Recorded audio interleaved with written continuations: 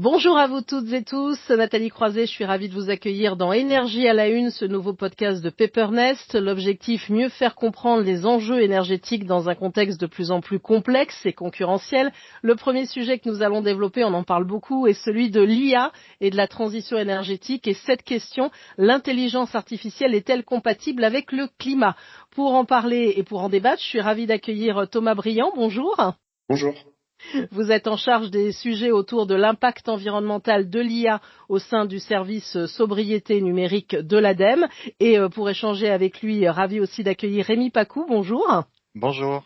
Vous êtes chercheur au sein de Schneider Electric, ce géant français des équipements électriques et automatismes industriels, et vous traitez tous ces sujets au confluent de l'intelligence artificielle, des enjeux du numérique et de l'environnement. Donc on va dire deux profils parfaits pour parler de ce sujet, un sujet qui est vraiment beaucoup d'actualité, puisqu'à partir du 6 février, Paris va accueillir de nombreux événements visant à renforcer l'action internationale en faveur d'une intelligence artificielle au service de l'intérêt général, avec notamment un sommet international au Grand Palais.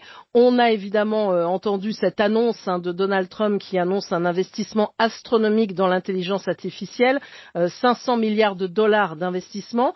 Même des études sont menées actuellement auprès de dirigeants, près de 1800 dirigeants dans 29 pays par le Boston Consulting Group, qui dit que 75% des chefs d'entreprise dans le monde classent l'IA dans le top 3 de leurs priorités stratégiques. En même temps, quand on regarde de près l'étude, ils ne savent pas toujours quoi en faire. Alors quand on parle de cette intelligence artificielle, souvent dans les médias, on oppose ce sujet à celui de la lutte contre le changement climatique, et on dit très clairement c'est la mort du climat. Alors Thomas Briand, est-ce qu'on va pas un peu vite? Est-ce que c'est pas un peu radical d'opposer les deux? Ça dépend de quoi on parle. C'est-à-dire qu'effectivement, on voit émerger quand même un certain nombre de signaux très forts sur l'impact énergétique et donc environnemental de l'intelligence artificielle. On voit que ce soit par exemple des signaux de marché, on voit des investissements colossaux du côté de Microsoft qui a annoncé 80 milliards de dollars pour l'année 2025 d'investissement dans des nouveaux data centers. Vous avez mentionné du coup le projet Stargate et les investissements du côté des États-Unis. Mais on a également de nombreux rapports en fait qui évaluent, qui font de la prospective sur la croissance de l'impact énergétique de l'IA et notamment des data centers. On a par exemple l'Agence internationale de l'énergie qui anticipe dans son scénario pessimiste un doublement de la consommation des data centers dans le monde pour atteindre 1000 TWh d'ici 3 ans, c'est-à-dire autant que la consommation électrique du Japon. Mais on a également, par exemple, Google et Microsoft, durant l'année 2024, qui ont publié leurs rapports environnementaux pour l'année 2023, et on observe en fait que leur bilan carbone augmente très sensiblement, et ils mentionnent dans leurs rapports environnementaux que c'est dû aux investissements dans l'intelligence artificielle notamment, et dans les nouveaux data centers. Donc, il faut s'inquiéter quand même de cette empreinte environnementale de l'intelligence artificielle. Après, effectivement, on est encore au balbutiement de cette technologie et il faut observer les tendances. Rémi Pacou, du côté Schneider Electric, j'imagine qu'on regarde aussi ça de près, les enjeux d'empreinte carbone, et pas seulement évidemment électrique, énergétique de l'intelligence artificielle.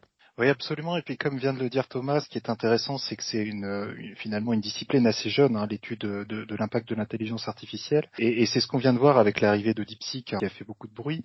Et ce qu'on observe, c'est que, en gros, depuis 2022, avec, on va dire, une phase d'abondance sur les modèles génératifs, notamment américains, il y a un certain nombre d'autres signaux intéressants qui apparaissent, notamment sur des modèles qui sont peut-être plus frugaux ou efficaces. Et donc ça, c'est quelque chose qu'on observe de près. Peut-être pour compléter les points de Thomas que je partage complètement et les différentes données, ce qu'il faut aussi avoir en tête, c'est que les prospectives et les modélisations viennent souvent de jeux de données et de modèles qui sont eux-mêmes discutés entre différentes institutions, académiques ou industries. Nous, chez Schneider, on a quand même une perspective, je dirais, physique et matérielle au déploiement de cette infrastructure d'IA. Et ce qu'on observe, c'est qu'il y a quand même un certain nombre de contraintes qui peuvent être levées bien ou mal, mais qui sont quand même des contraintes. Premièrement, je dirais des contraintes d'infrastructure. C'est ce qu'on voit clairement aux États-Unis, où vous avez cité le projet Stargate. Alors effectivement, il y aura peut-être des investissements massifs et des milliards de dollars là-dedans, mais Est-ce que finalement le réseau électrique américain est capable de fournir la capacité? Est-ce que la transmission et la distribution du réseau sont bien interconnectés pour fournir la capacité? Les premières phases de Stargate seront au Texas. Au Texas, il y a quand même beaucoup de solaire, beaucoup de volatilité de la capacité. Donc il y a quand même une question autour de, certes, il y a des investissements, mais finalement, est-ce que les réseaux électriques sont capables de soutenir?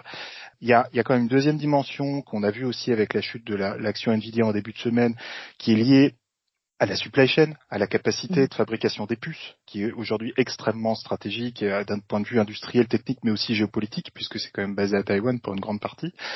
Et puis on observe aussi un certain nombre d'autres signaux faibles, notamment autour, un sujet qui est assez peu abordé, autour de la capacité des données à alimenter le modèle.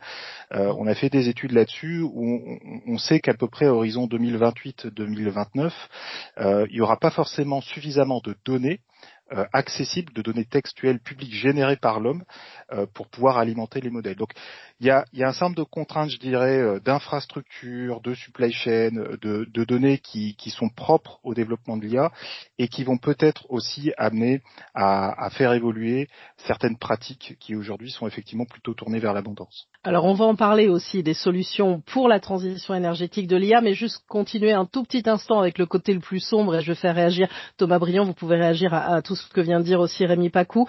C'est vrai qu'on voit aussi un emballement, on parle d'une multiplication par 10 des besoins en énergie en 3 ans avec cette intelligence artificielle, comme vous le disiez, et peut-être encore un peu tôt pour voir, mais il est temps peut-être d'analyser ça avant que ça ne s'emballe encore plus. Exactement, en fait, si je peux réagir à ce que vient de dire Rémi, que je partage, mais tout de même, si on parle de capacité du réseau à absorber la consommation énergétique et les investissements, c'est bien qu'on parle de consommation énergétique colossale. Nous, on parle, quand on commence à parler en tranche nucléaire, de notre côté, on considère que c'est qu'il faut commencer à s'inquiéter. Et notamment, on peut voir que par exemple, OpenAI avait fait du lobbying en fin d'année dernière auprès de l'administration Biden pour obtenir les infrastructures. Construire les infrastructures qui permettraient d'accueillir des data centers de 5 gigawatts. Donc, pour donner un équivalent, c'est plusieurs réacteurs nucléaires. Donc, c'est des data centers. C'est ce géant qui va faire partie aussi de l'histoire du grand projet Stargate dont on parle depuis le début. Exactement. Et donc, là, on parle vraiment de consommation énergétique colossale. Et donc, forcément, on peut se dire le réseau ne va pas absorber, mais si la technologie le permet et que le réseau est en mesure d'absorber cette consommation, il faut bien avoir en tête que la production énergétique qui va permettre cette consommation ne sera pas renouvelable. C'est-à-dire que si les data centers sont directement branchés sur des centrales nucléaires et on peut se dire ces data centers-là sont alimentés en énergie verte, oui, mais pour pouvoir faire en sorte que la consommation électrique soit absorbée, on va devoir réouvrir des centrales à charbon, des centrales à gaz ou alors maintenir leur durée de vie, et ce qui va empêcher en fait la décarbonation d'autres secteurs.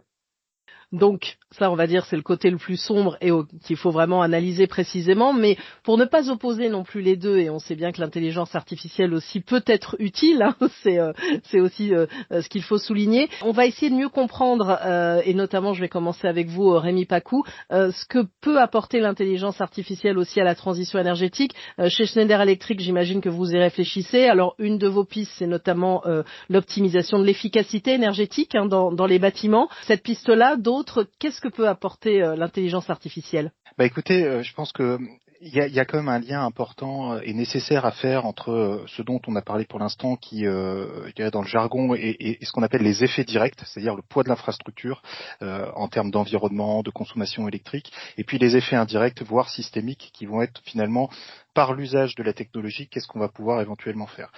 Et donc là, c'est forcément extrêmement complexe parce que suivant l'usage, vous allez avoir des choses qui sont par nature plutôt vertueuses, comme l'IA pour la science, l'IA pour la médecine, pour la détection de cancer, etc. Et puis, il peut y avoir l'IA qui va être liée à des process qui sont plus questionnables. Et il y a de l'IA qui est aussi liée à la décarbonation des économies.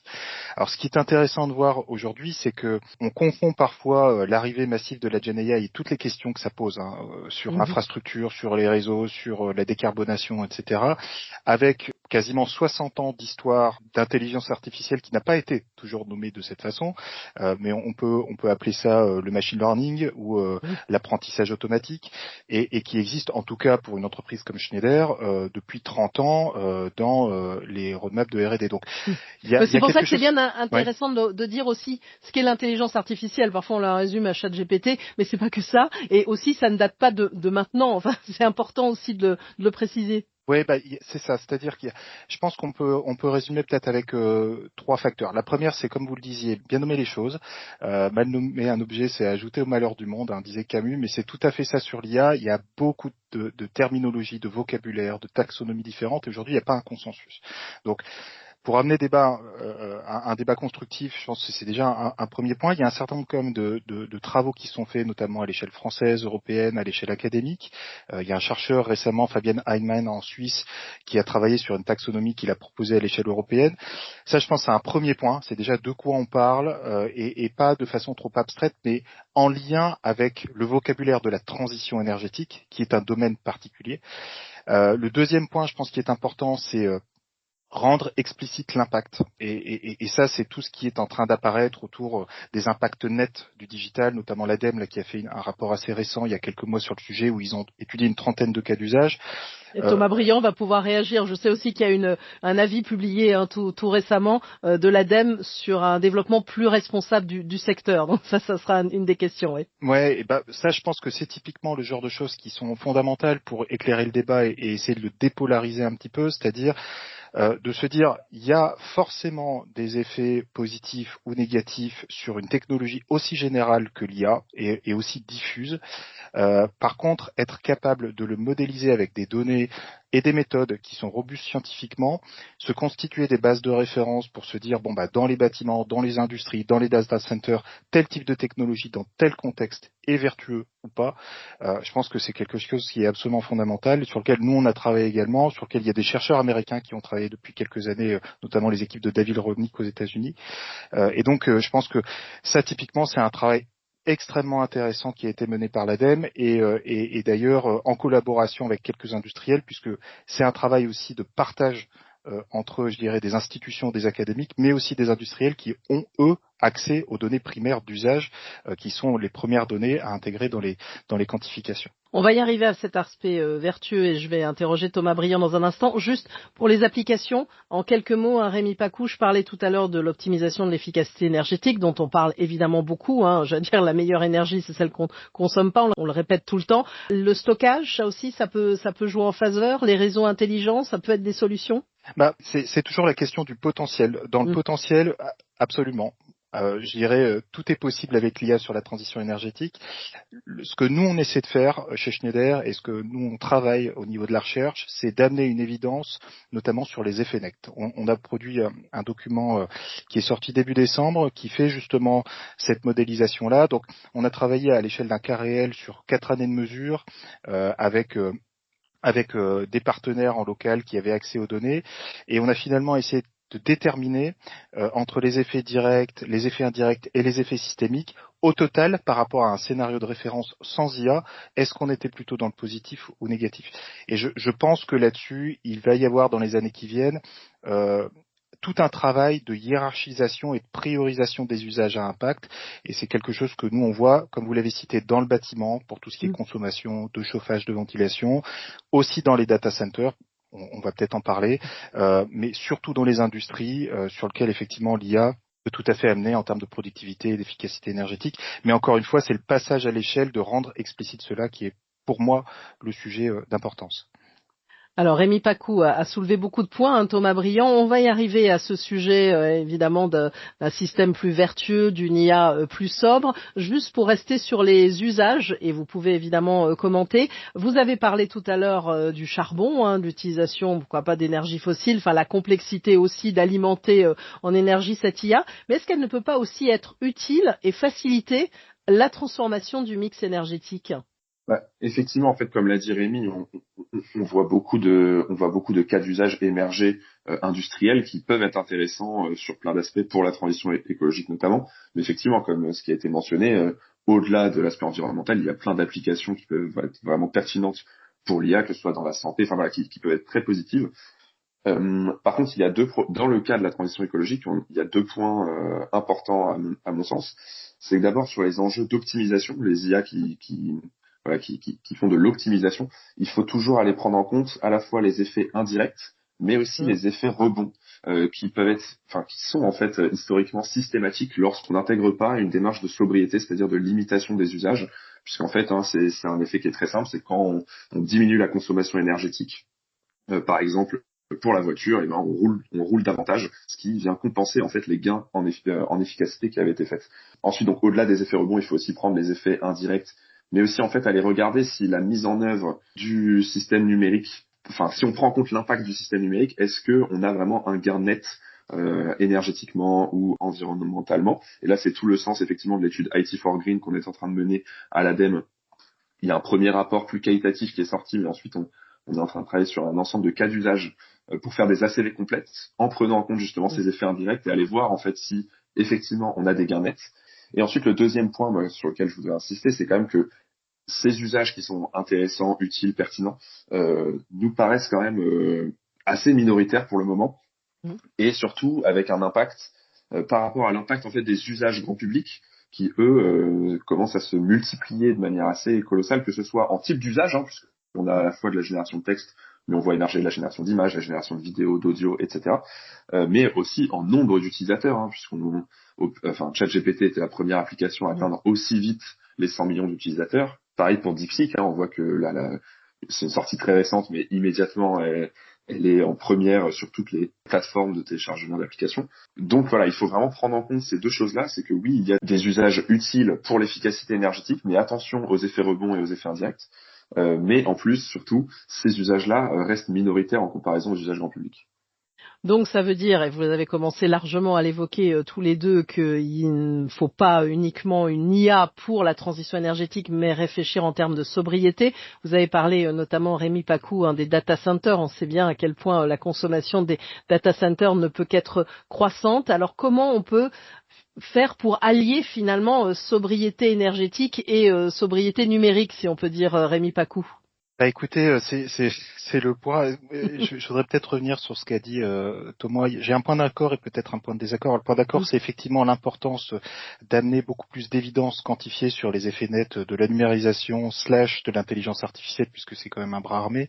Et effectivement, l'étude là qu'a commandée l'ADEME est intéressante parce qu'elle permet de découper les différents effets, notamment les effets rebonds. Je pense qu'on peut aller encore plus loin dans la méthodologie, notamment en travaillant avec des données primaires d'industriels.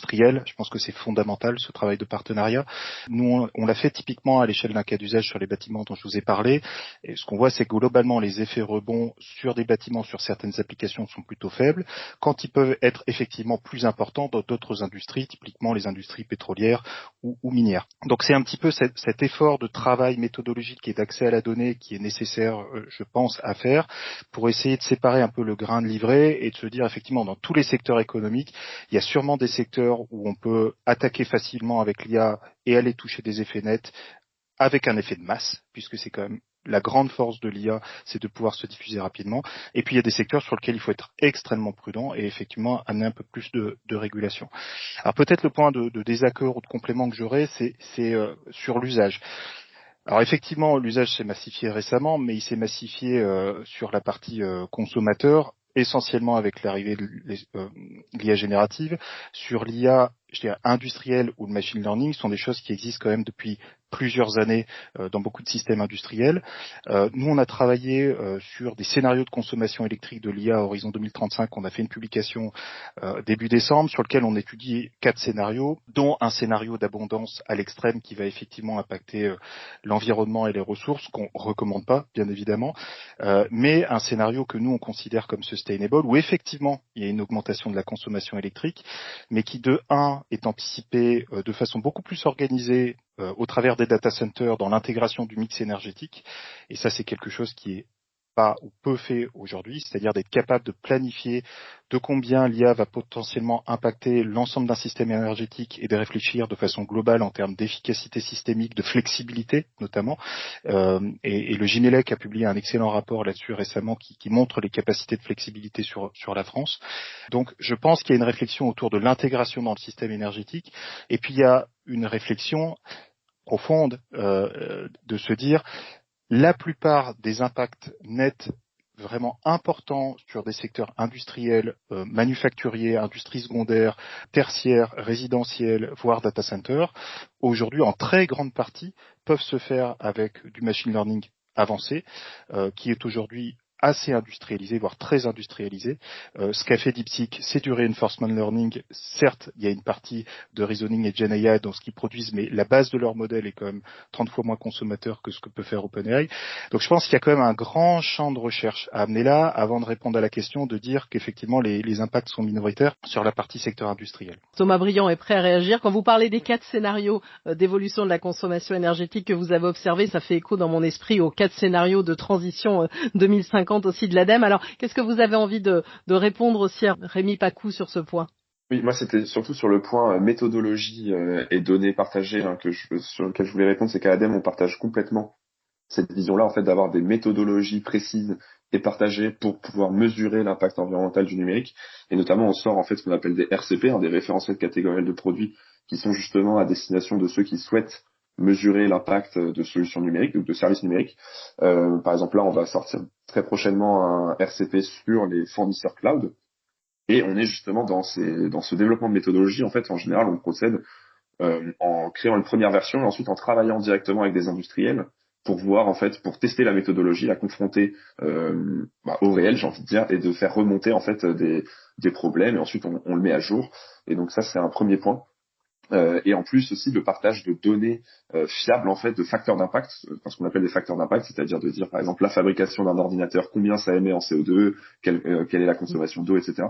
Ça aussi c'est quelque chose qu'on partage et on est justement en train de travailler côté ADEME au développement d'une base de données sectorielle sur le numérique, donc de facteurs d'impact qui seraient ouvertes et libre d'accès, un peu sous le même format que la base empreinte, mais là avec du multicritère.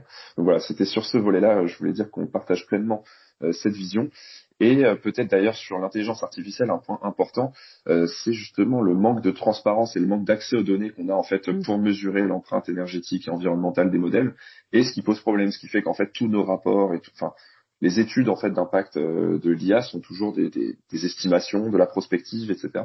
Mais on n'est pas en mesure aujourd'hui. Enfin, on est en mesure techniquement, c'est-à-dire qu'on a les méthodos, on a on a un certain nombre de facteurs d'impact pour pouvoir estimer, mais on n'a pas accès aux données, typiquement d'entraînement, donc aux données d'entraînement, mais aussi aux données d'inférence, en fait, combien ça consomme une requête ChatGPT. Voilà, on n'a pas accès à ces chiffres-là. Et donc c'est la complexité aussi d'estimer, de mesurer cette empreinte carbone pour mieux agir, on va dire. Alors pour conclure, parce qu'on pourrait dire beaucoup de choses sur l'intelligence artificielle, on a vu que ça pouvait apporter des solutions pour la transition énergétique, même s'il faut être prudent. J'ai envie de vous poser un peu la même question à tous les deux. Je vais commencer par Rémi Pacou. Est-ce qu'on peut croire à une IA sobre ?